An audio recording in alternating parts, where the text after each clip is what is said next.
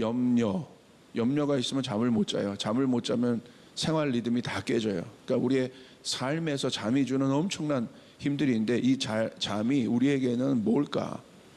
한번 좀 생각을 해보고, 그리고 이 어려운 때 우리 마음 안에 하나님의 임재, 이 임재가 무엇인지 우리 한번 생각해 보길 바랍니다. 오늘 본문은 마가복음 4장 35절부터 41절 말씀입니다. 그날 저물 때 제자들에게 이르시되 우리가 저편으로 건너가자 하시니 그들이 무리를 떠나 예수를 배에 계신 그대로 모시고 가매 다른 배들도 함께 하더니 큰 풍랑이 일어나며 물결이 배에 부딪혀 들어와 배에 가득하게 되었더라. 예수께서 고물에서 베개를 베고 주무시더니 제자들이 깨우며 이르되 선생님이여 우리가 죽게 된 것을 돌보지 아니하시나이까 하니 예수께서 깨어 바람을 꾸짖으시며 바다더러 이르시되 잠잠하라 고요하라 하시니 바람이 그치고 아주 잔잔하여지더라. 위에 제자들에게 이르시되 어찌하여 이렇게 무서워하느냐 너희가 어찌 믿음이 없느냐 하시니 그들이 심히 두려워하여 서로 말하되 그가 누구이기에 바람과 바다도 순종하는가 하였더라. 여러분 오늘 본문을 잘 알고 계실 겁니다. 여러분 37절에 보시면 제자들이 타고 있던 배에 큰 광풍이 일어납니다. 여기 단어를 보시면 광풍이라고 되어 있어요. 그러니까 원어로 보니까 이 광풍이 어느 정도냐면 메가라는 단어를 쓰고 있더라고요. 메가. 그러니까 엄청나게 큰 광풍이라는 거예요. 오늘날로 비교해 보면 그냥 센 바람 정도가 아니라 토네이도급의 바람이라고 생각하시면 됩니다. 작은 파도가 아닙니다. 무슨 말이냐면 사람의 능력으로 감당할 수 없는 상황이라는 것이에요. 그 앞에 제자들의 힘과 지혜와 경험, 그 모든 것이 아무런 영향력을 줄 수 없는 그런 상태를 말합니다. 어떻게 이 광풍이 일어났습니까? 갑자기 일어났다는 거예요. 우리 인생도 마찬가지예요. 이런 정도의 광풍이, 이런 정도의 풍랑이 우리의 삶 가운데 sudden happen, 갑자기 일어날 수 있다는 거예요. 내 인생의 보트가, 내 인생을 보트라고 생각한다면 풍전등화의 상황에 있는 것 같은 그런 상황이 있을 수 있습니다. 이때 우리는 어떻게 해야 하는가? 예수께서 고물에서 베개를 베고 주무시더니, 그러니까 너무 대조적인 상황이에요. 제자들은 두려워하는데 예수님도 사람이잖아요. 인간의 옷을 입으셨기 때문에 그게 굉장히 놀라운 거라고 그랬어요. 예수님이 우리와 같은 사람이 되셨다는 것. 그러니까 우리처럼 생각하고 우리처럼 느끼실 수 있는 분이죠. 그런데 예수님은 주무셨다는 거예요. 그 정도 광풍에서. 만약에 제가 설교를 준비하면서 한번 생각을 해봤어요. 이 장면이 영화라면 감독은 하나님이시겠죠. 그리고 주인공은 예수님과 제자들일 겁니다. 이 광풍이 일어난 상황, 아주 강력한 상황이죠. 이 환경 속에서 예수님은 주무시고 계시고 제자들은 죽음 직전의 두려움, 어마어마한 두려움에 사로잡혀 있습니다. 감독이라면 이 장면을 이 엄청난 광풍에서 대조적인 두 사람, 한 분은 평안히 잠을 자고 있는 예수님, 그리고 거기서 두려워하고 있는 제자들, 이 장면을 통해서 무엇을 말하고 싶은가? 결국 예수님을 통해서 감독은 말하고 싶은 거겠죠. 이 광풍의 상황을. 그 비결이 무엇입니까? 그러니까 이 감독이 뭘 설정했냐면 잠을 설정했다는 거예요. 잠을.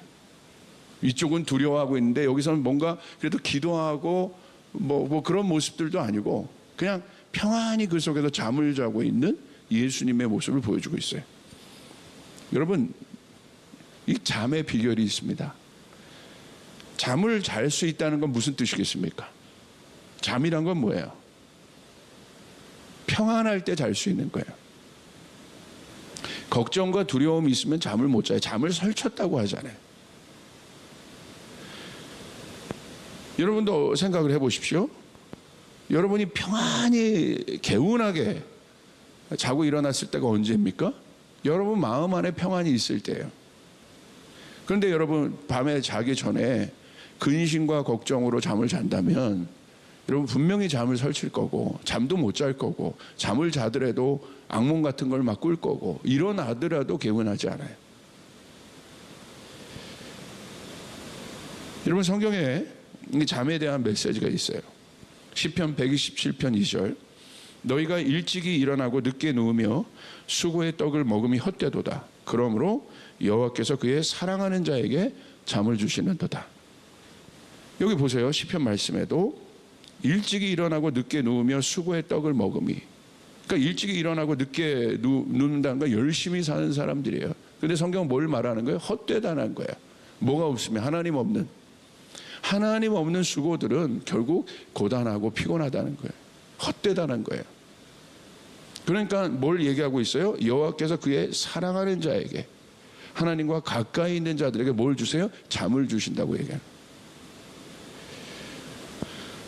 이 잠을 우리는 다른 말로 좀 생각해 볼 수 있어요. 이 잠은 무엇이겠습니까? 이 잠은 임재라고 좀 볼 수 있어요. 자, 임재는 무엇입니까? 평강, 샬롬의 상태예요. 염려와 두려움이 있으면 잠을 잘 수 없는데 이 임재가 있으면, 이거 임재가 있다는 건 뭐예요? 샬롬이 나를 다스리고 있다는 거예요.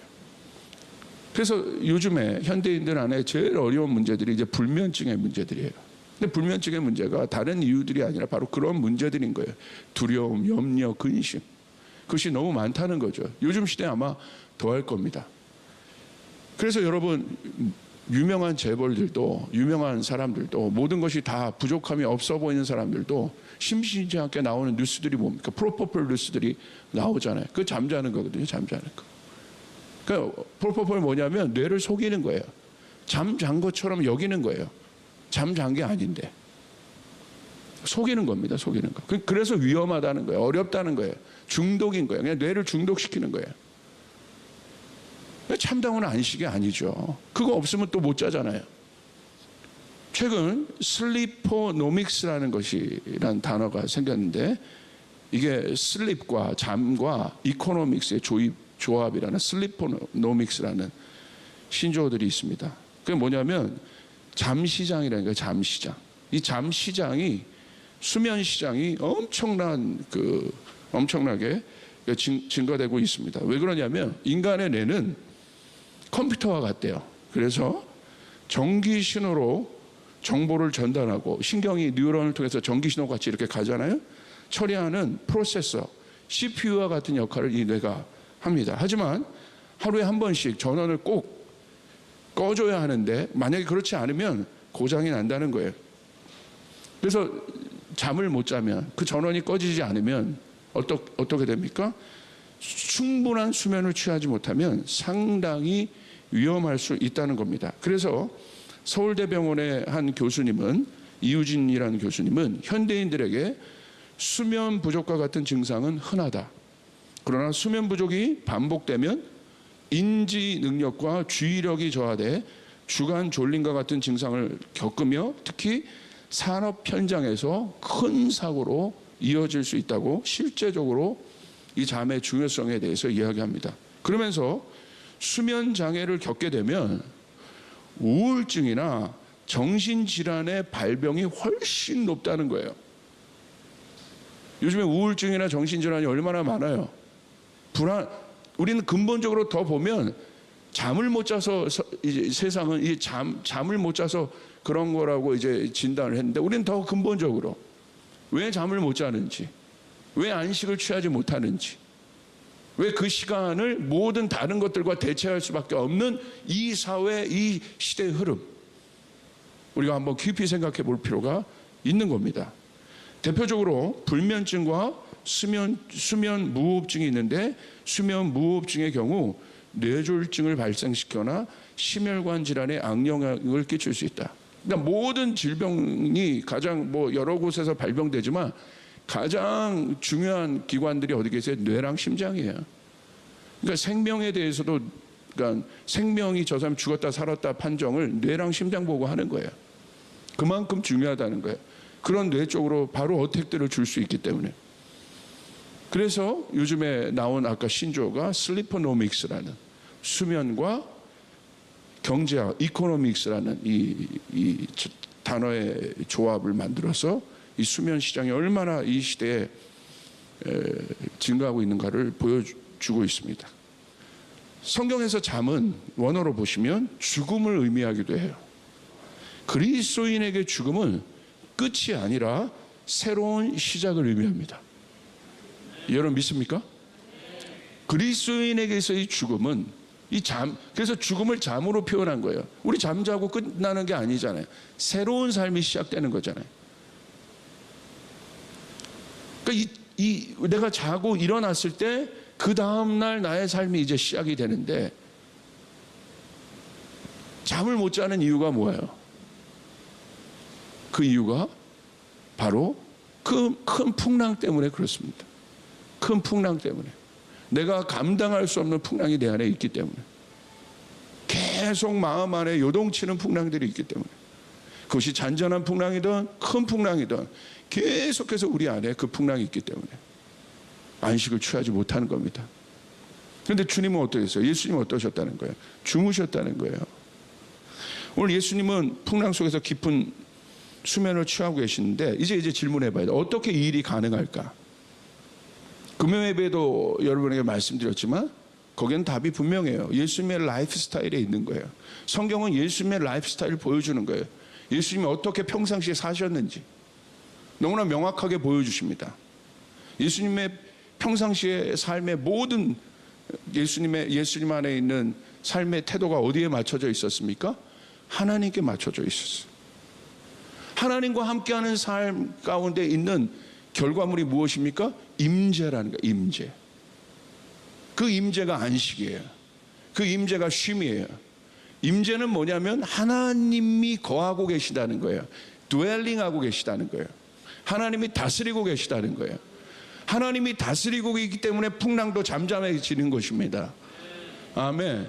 하나님이 다스리고 있기 때문에 모든 상황들이 하나님 안에서 하나님의 샬롬, 그게 샬롬인데, 샬롬은 뭐냐면 통치하고 있다는 거예요. 문제가 있지만 통치되고 있다는 거예요. 모든 힘들이 하나님의 권능 앞에, 하나님의 주권 앞에 통치되고 있다는 것이에요. 할렐루야. 이게 샬롬이에요. 이게 임재예요. 하나님과 가까이 하는 삶. 그러니까 예수님 안에 두려움이 없는 이유는 바로 그것입니다. 하나님의 임재 안에 있었기 때문에. 근데 그 라이프 스타일이 결국 어떻게 나타납니까? 풍랑 앞에서. 메가톤급의 토네이도급의 풍랑 앞에서. 그것이 현실로 나타나요. 믿음이란 예수님처럼 폭풍 속에서 잠을 자는 거예요. 이게 믿음이에요. 폭풍 속에서 여러분 잠을 잘 수 있습니까? 왜 예수님처럼 폭풍 속에 잠을 자는 게 믿음인가? 그 예가 어린 아기에 있습니다. 어린 아기에 있어서 제일 중요한 거, 지금 갓 태어난 아기에 있어서, 아기에게 있어 제일 중요한 게 뭘까요? 어린 아기에 있어서 제일 중요한 게 뭐예요? 엄마 품인 거예요.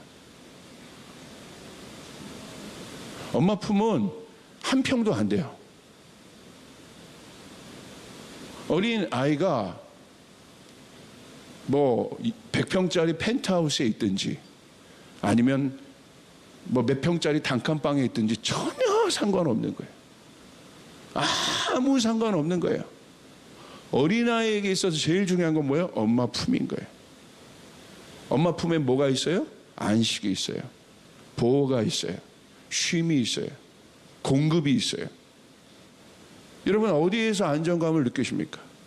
어디에서 여러분의 마음에 쉼이 있습니까? 다른 곳이 아니에요. 하나님의 품인 것이에요. 그곳에 진정한 임재가 있습니다.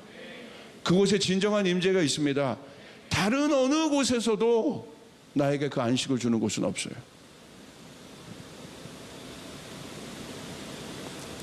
예수님이 어느 장소에도 샬롬의 평강을 잃지 않으신 이유는 바로 엄마 품과 같은 하나님의 임재입니다. 큰 풍랑이 주는 메시지가 우리 안에 있습니다. 한번 생각해 봅시다. 이 큰 풍랑을 통해서 주님이 우리에게 말씀하시는 것, 그게 바로 믿음이라는 거예요. 우린 예수님께 이렇게 반문합니다. 내 문제의 파도 속에서 당신은 어디에 계셨습니까? 라고 우리는 반문해요. 역으로. 누구든지에게도 이 풍랑은 일어날 수 있어요. 그때 우리는 이렇게 반문할 수 있어요. 당신은 어디 계셨냐고. 이 풍랑이 우리에게 주는 의미를 한번 생각해 보길 바라요. 나는 지금 나를 삼키려는 문제의 파도 속에 있습니다. 우리는 파도 앞에서 그렇게 얘기해요. 지금 나는 이 파도 속에 있어요. 이 엄청난 메가톤급의 파도 속에, 광풍 속에 나는 있습니다. 당신은 이 파도가 보이지 않습니까? 어떻게 이렇게 평안히 잠을 잘 수 있습니까? 라고 우리는 반문하고 제자들도 그렇게 반문한 거예요. 믿음이 뭡니까? 성경은 이 사건을 통해서 예수님이 그 문제의 파도의 바깥이 아니라, 다시요, 예수님이 그 문제의 파도의 바깥이 아니라, 우리는 결국 알아요. 예수님이 파도를 해결하십니다. 아멘. 예수님이 파도의 바깥이 아니라 파도 안에 계셨다는 거예요. 우리가 겪고 있는 파도 안에 계셨다는 거예요. 여러분, 우리는 이 사실을 믿어야 되는 거예요. 예수님 파도 바깥에 계셨던 분이 아니라 파도 안에 우리와 함께 하셨다는 거예요. 정리합시다. 첫 번째, 예수님은 문제의 풍랑 속에서 우리와 함께 하십니다. 이 사실이 믿어지시면 아멘 합시다. 예수님 아무것도 안 하시는 게 아니에요. 무엇이 안전한 장소입니까? 예수님과 함께 있는 장소가 안전한 장소입니다. 예수님과 함께하는 장소가 안전한 장소입니다. 결국 어떻게 됩니까? 예수님을 통해서 문제가 해결되잖아요. 두 번째, 예수님은 그 문제의 파도 속에서 평안히 주무시고 계셨어요. 왜 그렇습니까? 예수님 컨트롤하고 있다는 거예요. 내가 못 느끼고 내가 불안한 것뿐이에요. 오늘 예수님의 메시지는 간단해요. 항상 얘들아, 내가 너와 함께하고 있지 않냐. 파도도 내가 잠잠케 하는 것이다. 예수님이 주무셔요. 계획이 있는 거예요. 예수님이 주무시고 계신다는 건 지금 계획이 있는 거예요. 여러분의 인생의 파도 가운데 여러분이 두려워하고 있지만 예수님이 그 파도 안에 계신다는 걸 믿으시길 바랍니다. 그리고 주님은 계획이 있으시다는 거예요. 세 번째, 예수님이 파도를 꾸짖으세요. 드디어 여러분, 꾸짖다라는 동사, 마가복음 4장 39절에 보시면 예수께서 깨어 바람을 꾸짖으시며 바다더러 이르시되 잠잠하라 고요하라 하시니 바람이 그치고 아주 잔잔하여지더라. 예수님께서 꾸짖다라는 이 단어, 이 동사를 쓰시는데, 이 동사는 귀신을 향해서 예수님 꾸짖으시거든요. 그 동사랑 똑같아요. 무슨 말이겠습니까? 그것이 설령 사단이 일으킨 파도여도 예수님은 꾸짖으셔서 잠잠케 할 수 있는 분이라는 사실 믿으시길 바랍니다. 이렇게 말씀하시는 거예요. 내 자녀에게 내가 일으킨 파도는 전혀 영향력이 없다. 멈추어라. 내 자녀에서 떠나갈지어다. 귀신이 예수님의 꾸짖음 때문에 떠나간 것처럼 그 파도는 성경은 뭐라고 얘기하고 있습니까? 금세 잠잠해졌다는 거예요. 그러므로 사랑하는 여러분, 우리에게도 이 사건으로 끝나는 것이 아니라 주님이 이 사건을 통해서 제자들에게 믿음을 가르쳐 주세요. 왜 두려워하느냐? 왜 무서워하느냐? 믿음을 가지라. 그 말은 무슨 말입니까? 너희는 두려워하는 존재가 아니라 내가 파도를 꾸짖어 바다를 잠잠케 한 것처럼 너희도 믿음이 있으면 내가 한 일을 너희도 할 수 있다는 사실이에요. 이것이 믿음인 것입니다. 이것이 주님이 우리에게 가르쳐 주신 믿음입니다. 우리도 그와 같은 믿음을 갖기 위해서는 어떻게 해야겠습니까? 예수님 어떻게 그렇게 담대할 수 있었겠어요? 예수님의 임재가 필요한 것입니다. 우리는 하나님이 허락한 파도와 같은 어려움 속에서 예수님에게 있는 임재를 배워야 합니다. 하나님과의 친밀감이 바로 예수님의 임재의 비밀이고, 이것이 모든 문제를 잠잠하여 할 수 있는 능력의 근원이라는 사실이에요. 풍랑이 우리에게 가르쳐준 사인은 누구에게도 일어날 수 있다는 거예요. Sudden happen. 누구에게도. 그러므로 사랑하는 여러분, 이제 우리는 두려움이 아닌 믿음을 가져야 합니다. 우린 이 파도 속에서 연습해야 합니다. 내가 누구인지를 발견할 수 있는 가장 강력한 장소가 풍랑이라는 사실을 믿으시길 바랍니다. 여러분의 삶 가운데 지금 풍랑이 있습니까? 그곳에서 단련되는 거예요. 내가 누구인지를 발견하는 거예요. 그 속에서도 평강을 잃지 않는 것. 그 연습을 해야 돼요. 하나님의 임재 연습. 하나님을 믿는 사람들은 하나님을 아는 자다. 그건 바로 뭐냐면 이 폭풍 속에서 우리는 뭘 깨달아야 되느냐. 하나님이 폭풍을 만드시고 하나님의 폭풍을 허락하신 분이라는 것. 믿으시길 바랍니다. 무슨 말이냐. 폭풍을 원하는 사람이 누가 있겠어요. 그러나 폭풍 속에서 우리가 주님의 임재 안에 있을 수 있는 가장 큰 이유는 하나님이 폭풍을 만드신 분이고 하나님이 폭풍을 허락하신 분이라는 사실. 이게 우리가 풍랑 속에서도 잠잠할 수 있는 거예요. 하나님이 폭풍을 허락하시고 하나님이 폭풍을 만드신 분이라는 것. 그런데 여러분, 이 속에서 하나님은 뭘 주기를 원하시는 거예요? 세상이 줄 수 없는 평강을 여러분이 맛보게 하기를 원하시는 거예요. 할렐루야. 그냥 폭풍을 어렵게만 보지 마십시오. 그 속에서 세상이 줄 수 없는 평강을 맛보게 하기 위한 하나님의 허락이라는 사실을 여러분 기억하시길 바랍니다. 마가복음 4장 35절 보세요. 이 말씀, 이 풍랑 사건에 우리가 집중하고 있지만 오늘 성경은 무엇으로부터 이 사건이 시작됐다고 얘기하냐면 마가복음 4장 35절 그날 저물 때 제자들에게 이르시되 우리가 저편으로 건너가자. 누가 시작한 겁니까? 주님이 하십니다. 주님이 여러분의 인생 가운데 주님이 가자고 하신 거예요. 주님이 가자고 하시는 거예요. 지금 중간에 풍랑이 있었을 거예요.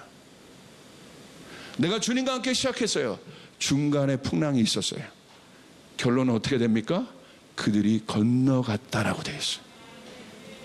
내 인생의 목적지 풍랑에 집중되는 것이 아니라 주님이 가자고 하신 거고 풍랑이 있었고 결국 그들은 바다 건너편으로 건너갔다고 얘기하고 있는 거예요.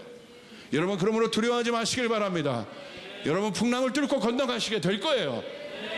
우리 이 속에서 그 신뢰를 배워야 되는 거예요. 주님과 함께 시작하신 여러분, 주님과 함께 마무리가 될 것입니다.